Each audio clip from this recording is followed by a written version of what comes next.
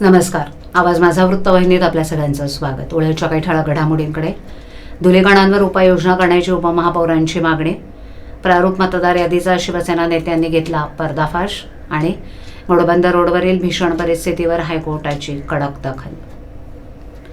ठाणे महापालिका हद्दीत कापूरबावडी ते गायमुख या परिसरातील घोडबंदर रोडवर सध्या मेट्रो प्रकल्प, मुख्य रस्ता आणि सेवा रस्त्याचं विलिनीकरण, पाणी पुरवठ्यासाठी जलवाहिनी टाकणे तसंच मोठ्या प्रमाणावर सुरू असलेली इमारत बांधकामांमुळे ठिकठिकाणी खोदकाम झाले. या खोदकामामुळे निर्माण झालेली माती, धूळ आणि सतत होणारे धुलीकरण यामुळे परिसरातील हवा अत्यंत धोकादायक आणि आरोग्य विघातक बनली आहे.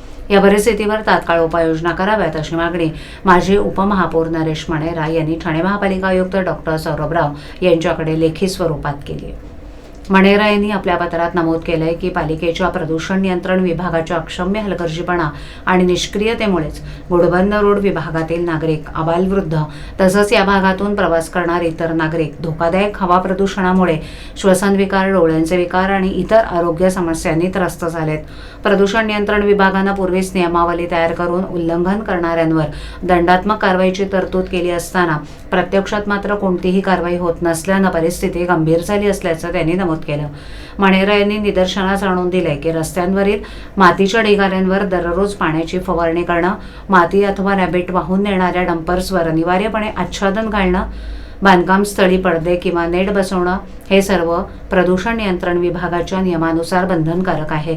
या नियमांचं उल्लंघन करणाऱ्या कंत्राटदार, डंपर मालक आणि विकासकांवर मोठ्या दंडाची तरतूद असूनही पालिकेच्या प्रदूषण नियंत्रण विभागा निष्क्रिय राहिल्याचा आरोप त्यांनी केलाय. मणेरा माजी उपमहापौर रस्ते खोदून माती ढिगाऱ्यांवर पडलेली आच्छादनाशिवाय माती वाहून नेणारे डंपर्स आणि बांधकामावरील अनियंत्रित धूळ यावर कारवाई न करता पालिका प्रदूषण नियंत्रण विभाग डोळेझाक करताय.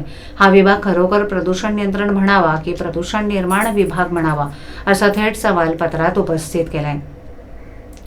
घोडबंदर रोड परिसरातील वाढत्या आणि धोकादायक हवा प्रदूषणावर तात्काळ नियंत्रण आणावं, संबंधितांवर कठोर दंडात्मक कारवाई करावी, याबाबत तातडीचे आदेश संबंधित अधिकाऱ्यांना द्यावेत असं त्यांनी सांगितलंय. ठाणे महानगरपालिका निवडणुकीसाठी नुकत्याच प्रसिद्ध झालेल्या प्रारूप मतदार याद्यांमधील महत्त्वाच्या गंभीर चुकांचा पर्दाफाश शिवसेना नेते माजी खासदार अजय विचारे यांनी केलाय. ठाणे पालिका हद्दीत 10,653 दुबार मतदार, वेगवेगळ्या प्रभागात 6,649 एकच नावं, फक्त नाव आणि आडनाव असलेले 3,485 मतदार याद्यांमध्ये आहेत. ठाणे महापालिकेच्या या प्रारूप मतदार यादीमध्ये झोल असून गंभीर चुका असताना जिल्हा निवडणूक आयोग तसंच पालिकेचे निवडणूक अधिकारी गप्प का, असा सवाल विचारे यांनी घेतलेल्या पत्रकार परिषदेत केलाय. ठाणे महापालिका निवडणुकीसाठी प्रारूप मतदार यादी 20 नोव्हेंबर रोजी प्रसिद्ध झाली. त्यावर हरकती आणि सूचना देण्यासाठी 27 नोव्हेंबर शेवटची तारीख ठरवण्यात आली. परंतु ठाणे महापालिकेनं मतदार यादी देण्यास उमेदवारांना विलंब होत असल्यानं निवडणूक आयोगानं हरकती घेण्याची 30 डिसेंबर अशी करण्यात आली. या सर्व प्रभागाच्या याद्या घेण्याकरता गेलं असता असं लक्षात आलं की संपूर्ण याद्यांच्या एकत्रीकरण पुस्तकं बनवून गठ्ठे देण्यात आले. हे गठ्ठे फोडून पुरवण्याजोडून याद्या तयार करायला 2 ते 3 दिवस लागले. त्यानंतर प्रत्यक्ष काम करताना अनेक अडचणी येऊ लागल्या असल्याचं मत विचारे यांनी व्यक्त केलं. दरम्यान शिवसेना उद्धव बाळासाहेब ठाकरे पक्षाच्या शिष्टमंडळानं पालिका आयुक्तांची भेट घेत मतदार यादीतील घोळ असलेले पुरावे दिलेत. ठाण्यात मतदार यादीमधील गोंधळ मोठ्या प्रमाणावर असल्यानं एवढ्या कमी कालावधीत त्याच्या हरकती घेता येणं शक्य नसल्यानं राजन विचारे यांनी सॉफ्टवेअरद्वारे निवडणूक आयोगाच्या काही चुका शोधून काढल्या. या चुका इतक्या गंभीर आहेत की निवडणुकीत सत्ताधाऱ्यांनी त्यांच्या मर्जीप्रमाणे नावं घुसवली असल्याचा आरोप त्यांनी केलाय. तसंच निवडणूक आयोग सरकारचं वटीक म्हणून काम करत असून निवडणूक अधिकाऱ्यांनी प्रभागात न जाताच एसी कार्यालयात बसून मतदार याद्या बनवल्या असल्याचा आरोपही विचारे यांनी केलाय. ठाणे महापालिका हद्दीतील घोडबंदर रोडवरील भयावह परिस्थिती आणि गेल्या वर्षभरात झालेल्या अपघातात 18 मृत्यू झाल्याची माहिती न्यायालयाला याचिकाकर्त्यांनी देत ठाण्यात वर्षभरात खड्ड्यांमुळे झालेल्या रस्ता अपघातात एकही मृत झालेला नसल्याच्या पालिकेच्या दाव्याचा पर्दाफाश झालाय. काही वृत्तपत्रात प्रसिद्ध झालेल्या वृत्ताची कात्रणच न्यायालयात सादर केली. याची खंडपीठानं गंभीर दखल घेतली. ठाण्याला उत्तर मुंबई, वसई, विरार, भिवंडी आणि गुजरातशी जोडणारा घोडबंदर रोड हा व्यापार आणि व्यवसायाच्या दृष्टीनं अतिशय महत्त्वाचा दुवा आहे. असं असताना गायमुख घाटातील अरुंद रस्त्यांमुळे इथे गेली अनेक वर्ष वाहतूक समस्या कायम आहेत. ती दिवसेंदिवस भयावह होत चालली आहे. असं असताना प्रशासनकर्त्यांकडे गांभीर्यानं का पाहत नाहीत, असा सवाल मंगळवारी हायकोर्टानं उपस्थित करत ठाणे पालिकेची झाडाझडती घेतली. परिस्थिती सुधारण्यासाठी पुढील मान्सूनची वाट पाहू नका अशी तंबी देत न्यायमूर्ती रेवती मोहिते डेरे आणि न्यायमूर्ती संदेश पाटील यांच्या खंडपीठानं ठाणे महापालिका आणि राज्य सरकारला 15 डिसेंबरच्या सुनावणीत उत्तर देण्याचे निर्देश दिलेत. ठाणे शहर पोलिसांनी डॅशबोर्ड सॉफ्टवेअरची निर्मिती केली आहे. यामुळे पोलिसांना आयुक्तालयातील तब्बल 36 पोलीस ठाण्यांसह विविध प्रशासकीय कामकाजाची इत्थंभूत माहिती पोलीस आयुक्तांना एका क्लिकवर मिळणार आहे. सध्या या सॉफ्टवेअरमध्ये एकूण 15 सेवा समाविष्ट करण्यात आल्यात. त्यात ठाणेकर नागरिकांच्या सुरक्षिततेसंबंधी सेवाही समाविष्ट आहेत. या अनोख्या उपक्रमाचं पोलीस महासंचालकांनी कौतुक केलंय. त्यामुळे भविष्यात हा उपक्रम ठाणे पॅटर्न म्हणून राज्यात नावारूपास येईल अशी जोरदार चर्चा सुरू झाली आहे. शहर पोलीस आयुक्त आशुतोष डुमरे यांच्या संकल्पनेतून डॅशबोर्ड नावाचं एक सॉफ्टवेअर तयार करण्यात आले. त्याच्यावर आयुक्तालयातील सर्व पोलीस ठाण्यातील कर्मचारी आणि अधिकाऱ्यांच्या माहितीसह गुन्हे, सराईत गुन्हेगारांची माहिती, बीट मार्शल दिवसभरात किती वेळा गस्त घालतायत, शिवाय आयुक्तालयातील प्रशासकीय कामकाज, विविध परवानाधारक एवढंच नाही तर पोलीस आयुक्तालयातील मॅरेज हॉल आणि ज्येष्ठ नागरिकांच्या सुरक्षिततेसाठी एक ॲप तयार केलाय. तर लवकरच रिक्षातून प्रवास करणाऱ्या महिला, शाळकरी मुलं यांच्या सुरक्षेसाठी ॲप तयार केलं जाणार आहे. यामध्ये रिक्षा मालकासह चालक आणि बस चालकासंदर्भात माहिती संकलन करण्याचं काम सुरू आहे. ठाणे शहर पोलिसांनी ज्येष्ठ नागरिकांसाठी आधारवड हा ॲप तयार केलाय. हा ॲप डाउनलोड केल्यावर त्यामधील SOS दाबल्यास तात्काळ संबंधित ज्येष्ठ नागरिकांची माहिती ठाणे शहर पोलीस नियंत्रण कक्षाला मिळणार असून त्यांना मदत उपलब्ध होईल. या सॉफ्टवेअरनं पोलीस आयुक्तांना एका क्लिकवर इत्थंभूत माहिती उपलब्ध होईल. अवघ्या काही मिनिटात आयुक्तालयातील दिवसभरामधील कामकाजाचा आढावा घेता येतोय.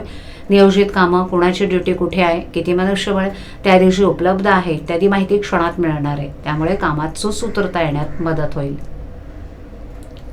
ठाणे महापालिकेचा पुढील लोकशाही दिन सोमवारी 5 जानेवारी रोजी आयोजित करण्यात आला. नागरिकांनी जानेवारी महिन्याच्या लोकशाही दिनाच्या 15 दिवस आधी म्हणजे 22 डिसेंबर पूर्वी त्यांचे अर्ज, निवेदनं पालिका भवन, नागरी सुविधा केंद्र इथे 2 प्रतीत सादर करावीत. निवेदन दाखल करताना अर्जदारांना प्रत्येक निवेदनासोबत प्रपत्र 1 सादर करणं आवश्यक आहे. प्रपत्र 1 नागरी सुविधा केंद्र इथे उपलब्ध करून देण्यात आले. महाराष्ट्र शासन सामान्य प्रशासन विभागाकडील परिपत्रकानुसार डिसेंबर 2012 पासून लोकशाही दिनाच्या दिवशी नागरिकांचं निवेदन न स्वीकारता हे निवेदन 2 प्रतीत लोकशाही दिनाच्या 15 दिवस आधी पालिका कार्यालयात सादर करणं आवश्यक असल्याचं स्पष्ट करण्यात आलंय. मुख्यालयातील या लोकशाही दिनात परिमंडळ लोकशाही दिनात ज्या नागरिकांनी आपली निवेदनं सादर केलेली आहेत तसंच ज्या निवेदनावर 1 महिन्यापर्यंत कोणतीही कार्यवाही झालेली नाही अशाच निवेदनांचा स्वीकार करण्यात येईल.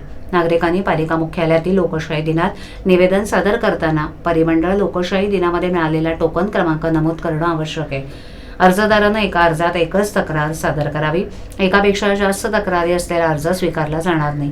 त्याचप्रमाणे आस्थापना विषयक विविध न्यायालयात लोकायुक्तांकडे प्रलंबित असलेल्या प्रकरणांच्या तक्रारी, माहिती अधिकार कक्षेत येणारी प्रकरणं तसंच राजकीय पक्षाच्या नगरसेवकांच्या संस्थेच्या लेटर हेडवरील अर्ज अंतिम उत्तर दिलेलं आहे किंवा देण्यात येणार आहे अशा प्रकरणी केलेला अर्ज, तक्रार वैयक्तिक स्वरूपाची नसेल तर असे अर्ज स्वीकारले जाणार नाही त्याची नोंद घ्यावी. महाराष्ट्र शासनानं सर्व वाहनांवर हाय सिक्युरिटी नंबर प्लेट बसवणं बंधनकारक केल्यानं ठाणे जिल्ह्यात या उपक्रमाला मोठा प्रतिसाद मिळतोय. ठाणे प्रादेशिक परिवहन कार्यालयाच्या संकेतस्थळावर आतापर्यंत तब्बल 2,84,000 वाहनधारकांनी ऑनलाईन अर्ज दाखल केलेत. बनावट वाहन क्रमांक प्लेटमुळे वाढणारे गुन्हे, चोरीची वाहनं ओळखण्यात येणारी अडचण, वाहतूक नियमभंग करणाऱ्यांची अचूक ओळख पटण्यात येणारी अडथळे हे सर्व प्रश्न लक्षात घेऊन शासनानं हाय सिक्युरिटी नंबर प्लेट सर्व वाहनांसाठी अनिवार्य केली आहे. प्रादेशिक परिवहन अधिकारी हेमांगिनी पाटील यांच्या मार्गदर्शनाखाली या मोहिमेला मोठी गती मिळाली. 31 डिसेंबर 2025 नंतर HSRP नसलेल्या वाहनांवर दंडात्मक कारवाई करण्यात येणार आहे. त्यामुळे नागरिकांनी त्वरित ऑनलाईन अर्ज करून अपॉइंटमेंट घेण्याचं आवाहन करण्यात आले. 2,84,000 अर्ज ऑनलाईन प्राप्त झाले असून 2,75,000 वाहनांना अपॉइंटमेंट देण्यात आली आहे. तसंच 2,06,000 वाहनांवर HSRP बसवण्याची प्रक्रिया पूर्ण झाल्याचं स्पष्ट करण्यात आलंय. HSRP बसवण्याची जबाबदारी परिवहन विभागानं नेमलेल्या 3 अधिकृत कंपन्यांकडे देण्यात आली आहे. नागरिकांनी अनधिकृत विक्रेत्यांकडून या प्लेट बसवू नयेत, कारण असे नंबर केंद्र सरकारच्या डेटाबेसमध्ये नोंदवले जात नाहीत आणि त्याला कायदेशीर मान्यताही नसते.